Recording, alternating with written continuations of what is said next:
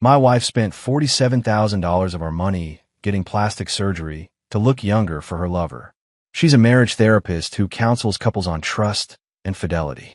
When she ignored my warning and drove to our cottage with him, I was already there waiting with his wife, his kids, and his parents. My name is Daniel Carter. I'm 44 years old, and 3 months ago, I learned that the woman sleeping beside me had been lying to my face for the better part of a year. Her name is Rebecca, but everyone calls her Becca. She's a licensed marriage and family therapist with her own practice downtown. The irony isn't lost on me. She spent her days helping couples communicate, helping families heal, while systematically dismantling ours. It started small, late sessions that ran later, weekend seminars that required overnight stays, a new fitness routine that had her up at 5 a.m. for spin classes I never saw her attend. She bought new clothes, expensive ones, things that didn't match her usual style. When I asked about it, she said she was investing in herself, reclaiming her identity after years of just being mom and wife.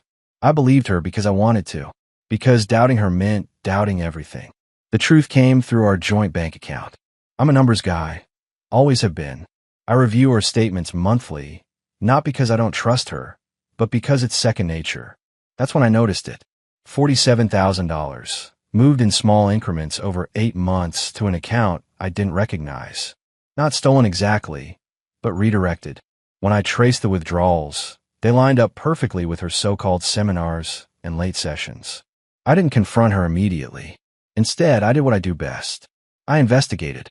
I documented. I watched. And I found Frances Hampton, a 46-year-old sales director for a pharmaceutical company. Married, 2 kids, the kind of guy who wore designer watches and drove a leased BMW like it proved something. They met at a conference 18 months ago. By month 3, they were meeting twice a week at hotels I'd never heard of. By month 6, she'd stopped wearing her wedding ring when she left for work. The breaking point came on a Tuesday morning.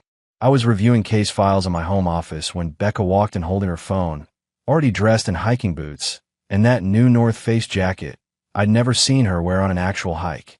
"I'm heading up to the cottage this weekend," she said, casual as ordering coffee. "Frances and I are working on a collaborative workshop series. We need uninterrupted time to finalize the structure. Our cottage, the place we bought 15 years ago with money from my father's estate. The place where we'd taught Aria and Jake to fish, where we'd spent every 4th of July watching fireworks over the lake." I looked up from my laptop. "Frances Hampton." She blinked just once, but I caught it. "Yes, you met him. Last year's charity gala." I had met him. Shook his hand. Watched him laugh at my jokes like we were old friends. I stood slowly, keeping my voice level. "If you go to our cottage with him, we're done." She laughed. Actually laughed. "Dan, don't be dramatic. It's a work trip." "I'm not being dramatic," I said. "I'm being clear. You go to our cottage with Frances Hampton, and this marriage is over." Her face hardened. "You don't get to issue ultimatums." I just did. She stared at me for a long moment, then turned and walked out. I heard her car start 5 minutes later. By noon, I confirmed through the cottage security app that she disarmed the system. By 2 p.m., I made 6 phone calls. By Thursday, I had my bags packed. Because here's what Becca didn't know. I found more than just bank statements. I'd found the prenuptial agreement we'd updated 5 years ago when we refinanced the cottage. Section 7, subsection 3. Infidelity clause with property reassignment triggered upon marital property misuse. Our lawyer had insisted on it. I thought it was overkill. I was wrong. The thing about being a risk manager is you learn to see patterns before they become problems. You analyze data points, cross-reference timelines, build models that predict behavior. I'd spent 20 years doing it for insurance claims. Turned out the same skills applied to tracking a cheating spouse. I started with the bank statements. $47,000 doesn't just disappear. It leaves a trail, and Becca's trail led straight to a clinic I'd never heard of. Radiance Medical Aesthetics on the north side of town. High-end place, the kind that doesn't list prices on their website because if you have to ask, you can't afford it. I called them Tuesday afternoon, pretending to be following up on my wife's appointment history for insurance purposes. The receptionist was helpful, probably too helpful. Mrs. Carter had been a valued client for 11 months. Botox, dermal fillers, laser skin resurfacing, a mini facelift last April. Total charges, $42,000. The remaining $5,000 went to a personal trainer and a boutique she'd been visiting monthly. She was trying to look younger. Not for me. For him. I sat in my home office staring at the receipts I printed, and something shifted in my chest. Not anger yet, just cold clarity. This wasn't a mistake or a moment of weakness. This was calculated. She'd been planning this, funding it with our money, restructuring herself for a man who already had a wife. My daughter Arya knocked on the doorframe. She was 16, tall like her mother, with my dark hair and her mother's sharp eyes. "Dad, you okay?" she asked quietly. I looked up. "Come in. Close the door." She did, moving carefully like she already knew something was wrong. Kids always know. "I need to tell you something," I said, "and I need you to keep it between us for now.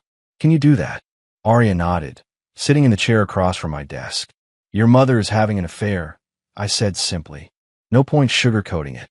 "With a man named Francis Hampton. They're planning to spend this weekend at our cottage." Her face went pale, but she didn't cry. "How long have you known?" 3 months. "I've been gathering evidence."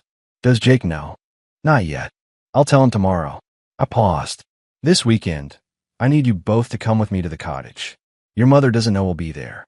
Neither does Francis. But his wife and kids will be." Arya's eyes widened. "You're setting them up." "I'm revealing the truth," I corrected.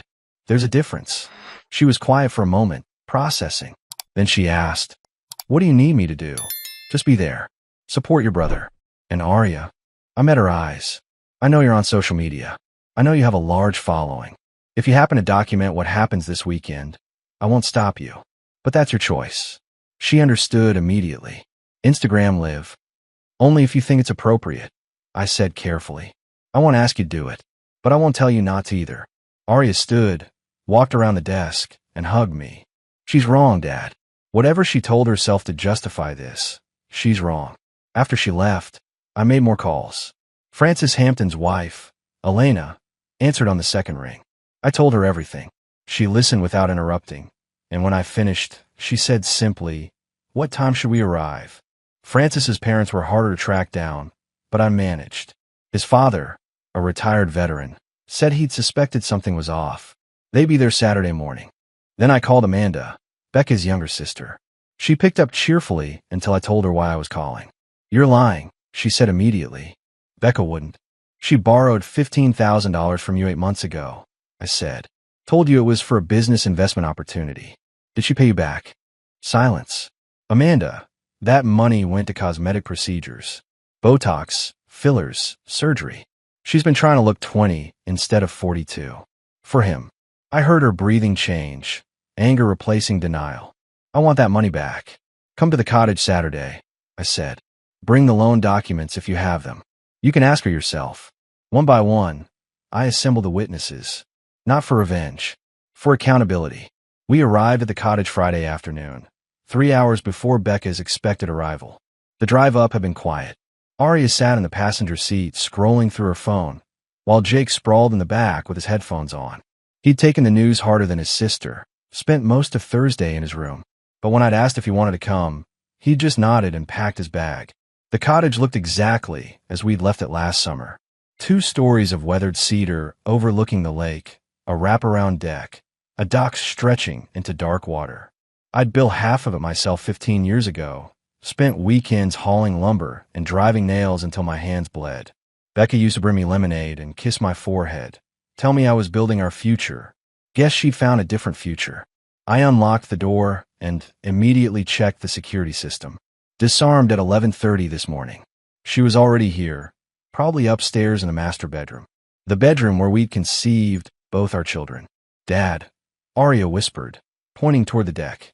Through the glass doors, I could see 2 figures. Becca in a sundress I'd never seen before, and Francis Hampton, shirtless, holding a glass of wine. They were laughing. I felt Jake tense beside me, but I put a hand on his shoulder. "Not yet," I said quietly. "Let them enjoy it. They won't be laughing long." We moved through the cottage silently, setting up in the guest rooms downstairs. I just finished unpacking when I heard gravel crunching in the driveway. Right on schedule. Elena Hampton's SUV pulled up first. She stepped out wearing jeans and a calm expression that reminded me of a surgeon preparing for a delicate operation. Behind her, Two kids emerged. Lily, 13, clutching a backpack.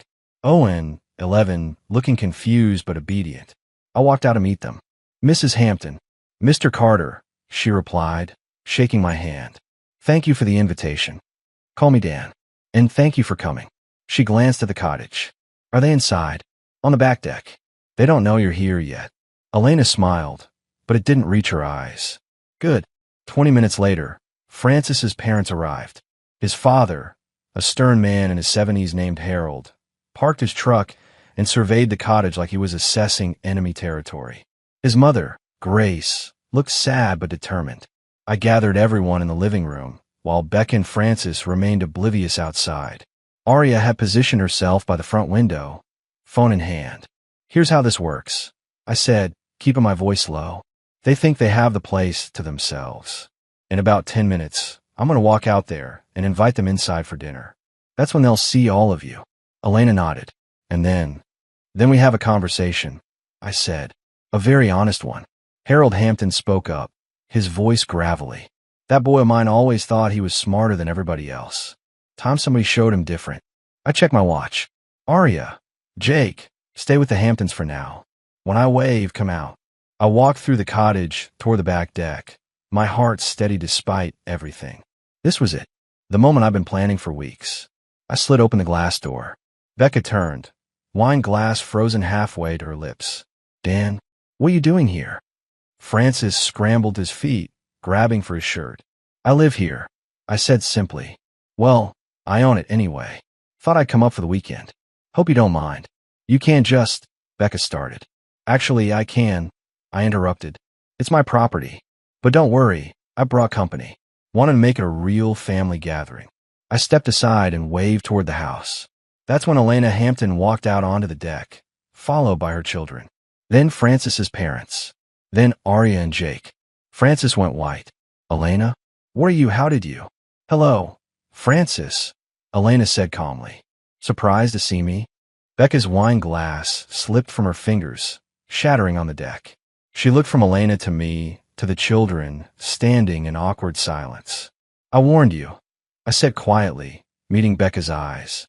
I told you exactly what would happen if you came here with him. I was already here, waiting, with his wife, his kids, and his family. The silence that followed could have swallowed sound itself. Nobody moved for what felt like an hour, but was probably 30 seconds. Becca stood frozen in her new sundress, pieces of shattered wine glass glittering around her bare feet. Francis had managed to pull his shirt on, but hadn't buttoned it, his hands shaking too badly. Elena Hampton broke the silence first. Well, she said pleasantly, since we're all here, we might as well eat. Dan mentioned something about grilling salmon. I nodded, grateful for her composure. Already marinating in the fridge. Should be ready in 20 minutes. I'll help with sides, Grace Hampton offered, Francis's mother moving past her son without looking at him. Becca found her voice, though it came out strangled. This is insane. You can't just ambush us like this. Ambush. Harold Hampton spoke from the doorway, his veteran's posture rigid.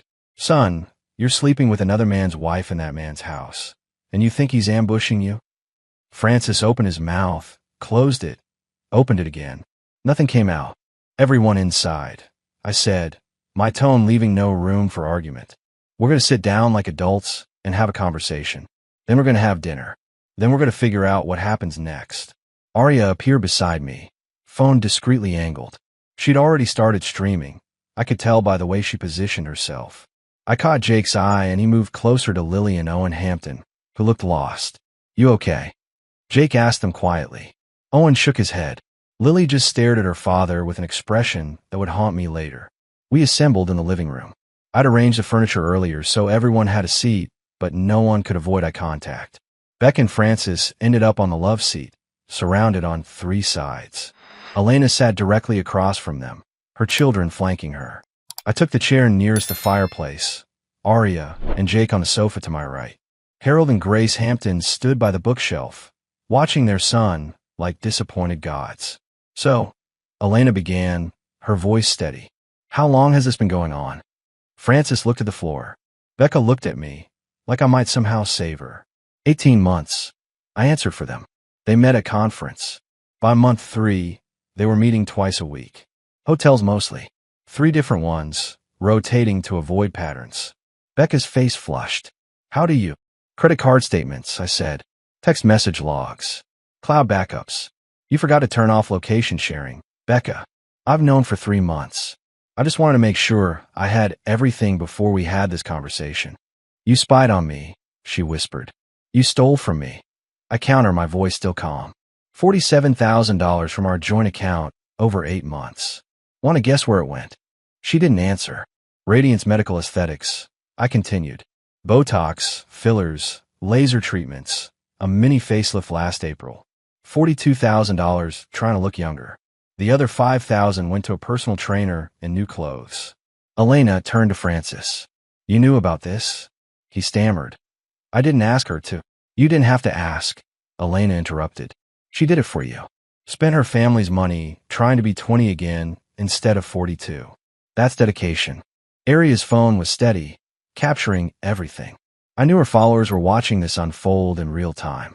Hundreds of people, maybe thousands, seeing exactly what betrayal looked like when you dragged it into the light. Grace Hampton finally spoke, her voice soft but cutting. Rebecca, does your family know you're here? Becca looked up, confused by the question. My family? What does that have to do with? Your sister Amanda is driving up tonight, I said. She'll be here by 8. Wants to talk to you about the $15,000 you borrowed for a business investment, the money that actually paid for your cosmetic procedures. The color drained from Becca's face. Dinner was salmon with roasted vegetables, a meal I prepared 100 times in this kitchen. I grilled outside while the adults sat in uncomfortable silence, nobody willing to leave, nobody knowing what to say. The smell of cedar smoke and lemon drifted through the evening air. While I brought the food inside, I found the kids missing. All 4 of them gone. Where did they go? Becca asked, her voice tight with panic. The dock. Aria called from the window. They're talking. I walked to the glass doors and looked out. Under the last rays of sunset, 4 figures sat at the end of the dock, legs dangling over dark water. Jake and Owen on one side, Aria and Lily on the other. They were too far away to hear, but I could see gestures, heads nodding, Lily wiping her eyes. Leave them, Elena said quietly from behind me. They need this. We ate in shifts, adults first, keeping watch through the window. Francis tried to speak twice, but his father shut him down with a look. Becca picked at her food, glancing between me and Elena like we were predators circling. After 30 minutes, the kids came back. They walked in together, a united front, and something in their posture had shifted. Aria led them, chin up, phone still recording. They positioned themselves in the living room, standing rather than sitting. We want to say something, Aria announced. Everyone stopped. Even Becca and Francis looked up from their plates. Jake spoke next, his 14-year-old voice steady despite the tremor underneath. We talked, all of us, about what you did, what it means, and what we want. Lily Hampton stepped forward, her 13-year-old face streaked with dried tears but determined. Mom, we love you. But Dad. She turned to Francis. We don't want to live with you anymore. Francis's fork clattered onto his plate. Lily, you don't mean that. Yes, I do, she said firmly. Owen nodded beside her. Owen, the youngest at 11, found his voice. You lied to Mom. You lied to us. Every time you said you were working late or traveling for business, you were with her. He pointed at Becca without looking at her. You chose her over us. That's not true, Francis protested, standing. I love you both. I never chose. You chose every day. Aria interrupted, her phone still recording. Every time you texted her during dinner. Every Sunday at 10 p.m. Every hotel room you paid for with money that should have gone to your family. Those were choices. Elena's hand went to her mouth, but she didn't cry. She just watched her children claim their truth. Jake turned to Becca. Mom, I've been thinking about this since Dad told me. Trying to understand why you do this. I kept asking myself what we did wrong, what Dad did wrong, why we weren't enough. Jake, sweetie, you are enough, Becca said desperately. This has nothing to do with you and Aria. It has everything to do with us. Jake cut her off. You spent our college fund, making yourself look younger for him. You lied to us for 18 months. You brought him into our lives, our home, our family, and you pretended everything was fine. Becca opened her mouth, But Arya stepped forward. "We recorded everything tonight," my daughter said, holding up her phone. "The whole confrontation. It's been streaming live to my Instagram for the past 2 hours. 32,000 people have watched it. Your clients, your colleagues, your professional network, they've all seen what kind of therapist you really are." Becca's face went white. "You didn't. Arya, tell me you didn't." "I did," Arya said simply. "Because people deserve to know the truth. Your patients trust you with their marriages, their families, their deepest problems. They should know you can't even be honest in your own." That's a violation of my privacy," Becca stammered. "Like stealing $47,000 wasn't a violation of our family." Jake shot back. The 4 kids stood together, presenting a united front that neither Becca nor Francis could break through. In that moment, they looked older than their years, aged by betrayal but stronger for facing it together. Harold Hampton spoke from his chair, his veteran's voice carrying weight. "Son, you've lost your children's respect. That's something you can't buy back, can't apologize away. You'll spend the rest of your life trying to rebuild what you destroyed tonight." Francis sank back into his chair, his face buried in his hands. Elena stood, placing a hand on each of her children's shoulders. "Thank you," she said softly, "for being braver than your father." Amanda arrived at 8:30, her car's headlights sweeping across the cottage like a searchlight. I watched from the deck as Becca's younger sister stepped out, her expression somewhere between confusion and fury. She'd driven 3 hours, and I'd given her just enough information to ensure she'd come. "Where is she?" Amanda demanded as I opened the front door. "Living room," I said. "But Amanda, her parents are on their way too. Should be here within the hour." She stopped mid-stride. "You called Mom and Dad." "I called your father," I corrected. "Told him everything. He said they'd come immediately." Amanda's eyes widened. "This is going to destroy Mom." "Becca did that," I said quietly. "Not me." We walked inside together. Becca saw her sister and immediately stood, relief washing over her face. "Amanda, thank God. Tell them this is insane. Tell them Rob is having some kind of breakdown." "Where's my $15,000? Amanda interrupted. Becca froze. "What?" "The money I loaned you last year," Amanda continued, her voice hard. "For your certification course. The one that was supposed to help you expand your practice. Where is it?" "I told you, it's tied up in the investment." "Don't lie to me," Amanda said, pulling out her phone. "Rob sent me receipts. Eternal Youth Medical Aesthetics. Botox, fillers, laser treatments, a surgical facelift. You spent my money making yourself look younger for him." She pointed at Francis, who shrank under her gaze. "Amanda, I can explain," Becca tried. "Explain what? That you lied to your sister? That you stole from your husband? That you abandoned your children for an affair?" Amanda's voice broke. "I defended you, Becca. When people gossiped about how much time you spent with clients, when neighbors asked why you were never home, I defended you. And the whole time, you were doing this." Before Becca could respond, headlights flooded the driveway again. 2 cars this time. Richard and Patricia Hartwell climbed out of the first, Becca's parents looking aged and exhausted. Patricia rushed inside first, going straight for Becca. "Baby, what's happening?" Richard said something terrible, but I told him it couldn't be true. "It's true," Richard said heavily, following his wife inside. He looked at me first, then at his daughter. "All of it." Patricia's face crumpled. "Becca, no. Please tell me you didn't." "Mom, I can explain everything," Becca started, her voice desperate. "It's not what it looks like. It looks like you destroyed your marriage," Richard said bluntly. "It looks like you spent your family's money on another man. It looks like you lied to everyone who trusted you." He turned to me. "Dan, I'm sorry. I'm so damn sorry." "Dad, you don't understand," Becca pleaded. "Dan and we've been distant for years. He's always working, never home. I work to provide for this family," I said calmly. "To pay for this cottage, for the kids' school, for your practice startup costs. I worked so you could build the career you wanted." Richard looked at his daughter with disappointment, so profound it was painful to witness. "Your mother and I have been married 43 years. There were times I wanted to quit, times she wanted to quit, times we were so angry we couldn't speak. But we never betrayed each other. We never broke our vows." "Richard, please," Patricia begged, reaching for his arm. "We need to support our daughter." "Support her in what?" Richard pulled away. "In adultery? In theft. In destroying her children's trust. He shook his head. No, Patricia. I won't do it. Patricia stared at her husband. What are you saying? I'm saying I'm done, Richard said quietly. I've been done for a while now, if I'm honest. I stayed because I thought family was supposed to stay together no matter what.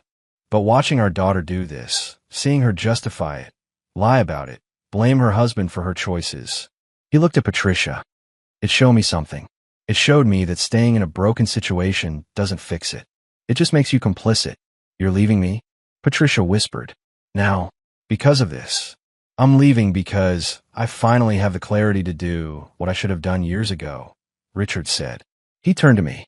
Dan, I'll testify if you need it. Divorce proceedings, custody hearings, whatever you need. My daughter made her choices. Now she lives with them. He walked out, leaving Patricia standing in the middle of the living room, her world visibly shattering. Amanda moved to comfort her mother, but the damage was done. Becca had destroyed more than her marriage. She'd fractured her entire family tree. Sunday morning arrived with fog rolling off the lake, the kind of thick gray that muted sound and made everything feel suspended in time. I woke at 6, made coffee, and sat on the deck watching the mist slowly burn away.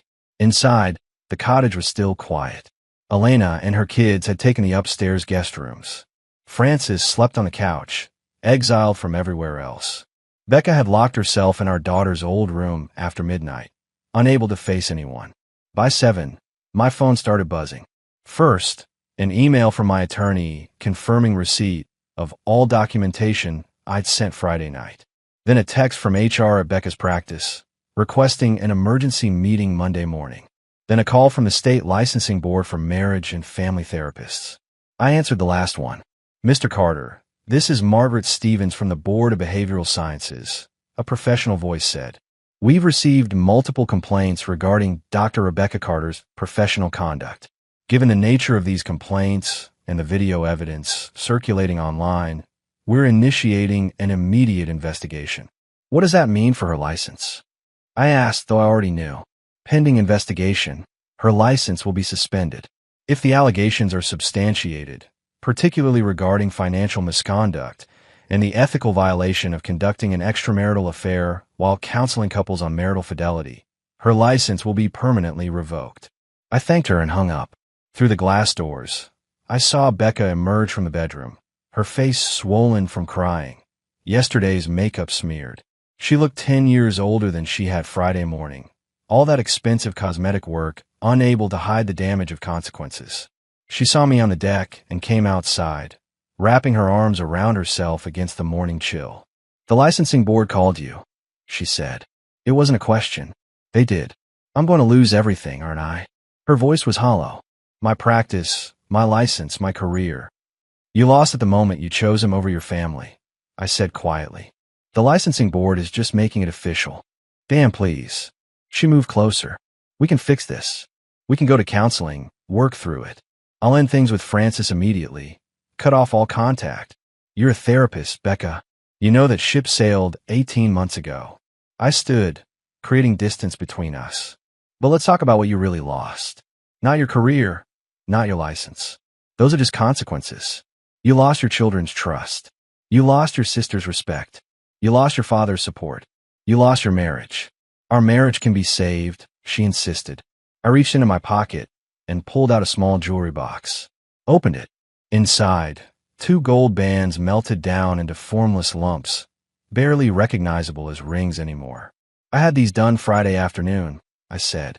19 years of marriage, reduced to 34 grams of gold. That's what you wanted, right? To start fresh, be young again, pretend the past didn't exist. She stared at the melted metal, her hand reaching toward it, then falling away.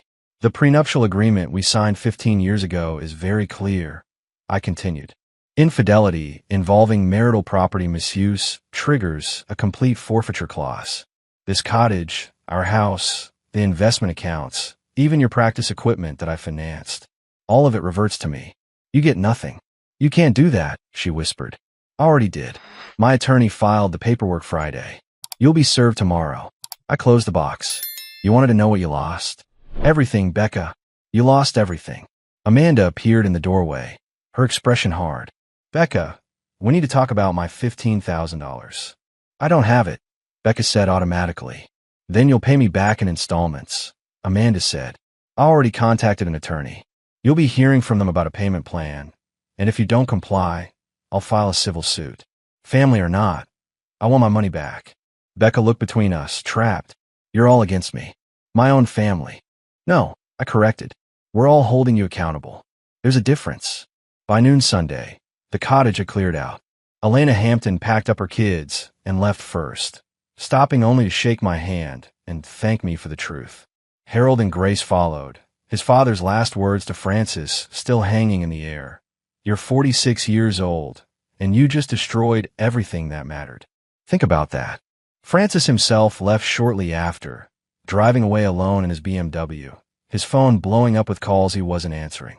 Probably his job, probably his friends, probably everyone who'd seen Aria's Instagram live and wanted explanations he couldn't provide. Amanda stayed to help her mother pack. Patricia had decided to return home alone, leaving Richard to his decision. The two women moved through the cottage like ghosts, neither speaking much, both processing the wreckage of multiple families. I found Aria and Jake on the dock, sitting where they'd talked with the Hampton kids yesterday. You guys okay? I asked, settling beside them. Define okay, Aria said, but she leaned against my shoulder. Jake stared at the water. Is Mom really going to lose her license? Probably, I admitted. What she did violated professional ethics codes. The board won't overlook it. Good, Aria said fiercely. She deserves it. Maybe, I said carefully. But she's still your mother. You're allowed to be angry and sad at the same time. Are you? Jake asked. Angry and sad. I thought about it. Mostly tired. And disappointed. I spent 19 years building a life with someone who threw it away for something that was never going to last. Do you still love her? Aria's question was quiet. I love who I thought she was, I said. But that person might never have existed. And I can't love someone who doesn't exist. We sat in silence for a while, watching the lake. The fog finally burned away completely. Then Jake spoke again. Dad, Lily, and Owen Hampton gave me their numbers. Said we should stay in touch. That we get in a way other kids won't. That's good, I said. Hold on to that. You're going to need friends who understand. Aria's Instagram blew up, Jake added. Like, millions of views now. People are calling her a hero for exposing Mom. I looked at my daughter. How do you feel about that? She shrugged. Weird. I wasn't trying to be a hero. I just wanted people to know the truth. Sometimes that's the same thing, I said. Becca appeared on the deck, her bags packed, her sister waiting by the car. She looked toward us, and for a moment I thought she might walk down to the dock, might try to apologize or explain or beg for forgiveness. But she didn't. She just stood there, watching her family from a distance she created herself. Then she got into Amanda's car, and they drove away. She didn't even say goodbye, Jake said. Maybe she knew you wouldn't want to hear it, I replied.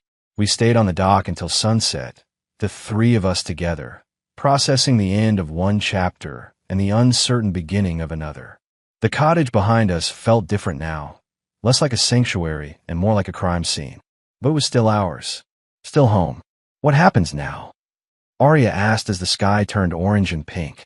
Now we rebuild, I said. The three of us. No lies, no secrets, no pretending things are fine when they're not. Can we do that? Jake's voice was small. We have to, I said. Because the alternative is letting what she did destroy us too. And I won't give her that power. They both nodded, and we sat together until the stars came out. A smaller family than we'd been, but maybe, eventually, a stronger one. 3 days after everyone left, Francis Hampton showed up at the cottage. I was on the deck reviewing insurance case files when I heard his car pull up, that same BMW that had been parked here Friday like he owned the place. He climbed out looking worse than when he'd left Sunday. Unshaven, clothes wrinkled, eyes hollow. I met him at the door before he could knock. You're not welcome here. I need to talk to Becca, he said, his voice hoarse.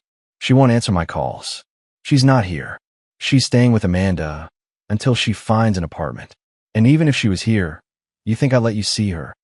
Damn, please. I need to explain. Explain what? I asked, keeping my voice level. That you're 46 years old with 2 kids and a wife, and you threw it all away for an affair with a married therapist? That you spent 18 months lying to everyone who trusted you? What exactly do you want to explain? He sagged against the doorframe. I lost everything. My job fired me yesterday. They found personal charges on my corporate card, hotels and restaurants for Becca and me.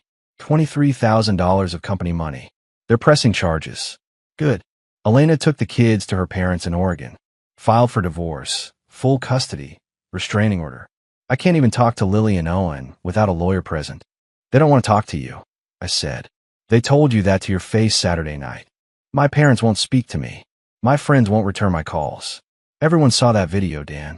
Everyone knows what I did. He looked up, and I saw something break in his face. It was supposed to be different. Becca and we were supposed to be different. Different how?